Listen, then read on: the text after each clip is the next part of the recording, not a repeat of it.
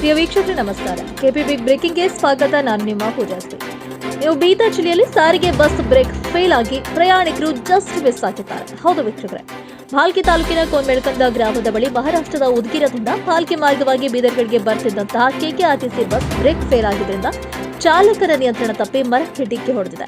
ಇನ್ನು ಬಸ್ ವೇಗ ಕಡಿಮೆ ಇದ್ದರಿಂದ ಬಸ್ನಲ್ಲಿದ್ದ 30 ಪ್ರಯಾಣಿಕರು ಸೇಫ್ ಆಗಿದ್ದಾರೆ. ಕೆಲವರಿಗೆ ಸಣ್ಣ ಪುಟ್ಟ ಗಾಯಗಳಾಗಿದ್ದು ಯಾವುದೇ ಪ್ರಾಣಾಪಾಯ ಸಂಭವಿಸಿಲ್ಲ ಎಂದು ತಿಳಿದು ಬಂದಿದೆ.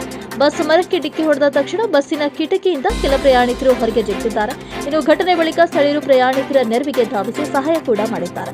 ಇನ್ನು ಸ್ಥಳಕ್ಕೆ ಕನ್ನೂರು ಠಾಣೆ ಪೊಲೀಸರು ಭೇಟಿಯನ್ನ ನೀಡಿ ಪರಿಶೀಲನೆ ನಡೆಸಿದ್ದಾರೆ. ಕೆಪಿ ನ್ಯೂಸ್ಗೆ ಕ್ಯಾಮರಾಮನ್ ಮಹೇಶ್ ಟಿಕೆ ವರದಿ. ಇಂತಹ ಮತ್ತಷ್ಟು ಅಪ್ಡೇಟ್ಸ್ಗಳಿಗಾಗಿ ನೋಡ್ತಾ ಇರಿ ಕೆಪಿ ನ್ಯೂಸ್ 24/7. ಧನ್ಯವಾದಗಳು.